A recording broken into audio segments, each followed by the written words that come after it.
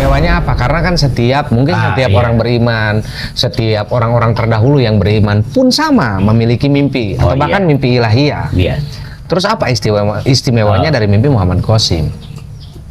Istimewanya sebenarnya kalau berbicara istimewanya sangat banyak ya. Kalau menurut kesimpulan saya setelah mempelajari mimpi Muhammad Qasim, mimpi Muhammad Qasim itu merupakan manifestasi kalam-kalam Allah, baik yang sifatnya sejarah masa lalu, masa ini, masa kini, dan masa yang akan datang sampai ke hari penghakiman. Contoh yang pernah saya katakan tentang masa lalu, tentang Yajuj Majuj, itu kan terjadi berapa ribu tahun yang lalu dan dikabarkan dalam Al-Quran, dan ternyata diterangkan oleh Allah dalam bentuk mimpi Muhammad Qasim secara detail. Nah, terus setiap fase perjalanan Muhammad Qasim itu sebelumnya mimpi dulu. Contoh, misalkan Muhammad Qasim itu akan diwawancarai oleh seseorang. Itu kalau sebelum ada dalam mimpi, itu Muhammad Qasim tidak mau.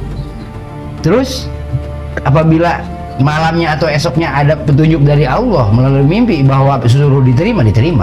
Jadi Muhammad Qasim itu segala sesuatu itu diberi petunjuk langsung oleh Allah melalui mimpi. Bahkan ilmu pengetahuannya itu dididik oleh Allah melalui mimpi. Salah satu mimpi Muhammad Qasim itu disekolahkan di sekolah Sayyidina Umar, dan yang pengajarnya juga sahabat Rasul gitu. Jadi berbagai macam pengetahuan tentang akidah, tentang akhlak itu diajarkan oleh Allah langsung melalui mimpi.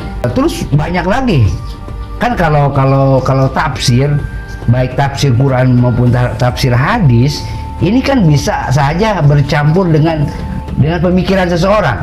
Nah, kalau mimpi jelas murni, karena tidak ada orang yang bisa membuat mimpi, walaupun itu mimpi dari setan maupun dari hawa nafsu, apalagi mimpi dari Allah.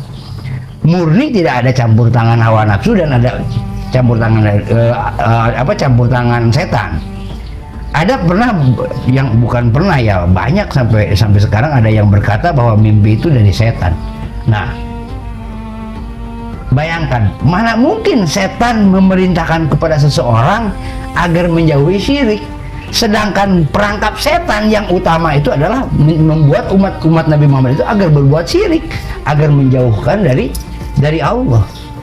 Jelas-jelas setan itu tidak akan pernah mungkin mengajarkan kepada manusia itu agar bertauhid dan lawannya itu agar menjauhi segala bentuk kesyirikan. Itu sangat tidak mungkin.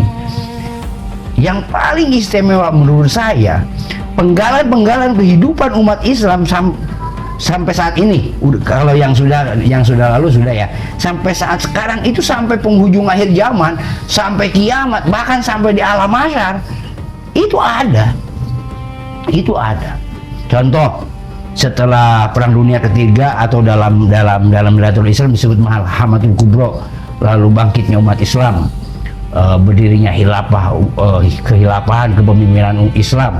Setelah itu turunnya Dajjal, terus turunnya Nabi Isa, setelah itu keluarnya Yajuj Majuj, lalu sampai ke fase dikala sisa umat Islam itu sekitar 5.000 atau 6.000 orang, dan orang kafir itu sekitar 10.000. Itu yang umat Islam itu hidup bersama Nabi Isa sampai Nabi Isa nikahnya sama siapa, anaknya perempuan berapa. Terus setelah itu umat Islam meninggal semua, lalu yang tersisa Muhammad Qasim. Itu semua fase kehidupan itu ada semua rentetan sampai kiamat. Dan ini tidak pernah Allah berikan pada mimpi kepada siapapun dari zaman dulu sampai sekarang, hanya kepada Muhammad Qasim. Adapun mimpi-mimpi yang terjadi fase spiritual baik para ulama atau maupun wali gitu ya, itu kan hanya gambaran spiritual, tingkatan spiritual, bukan fase kehidupan yang real akan terjadi di masa depan.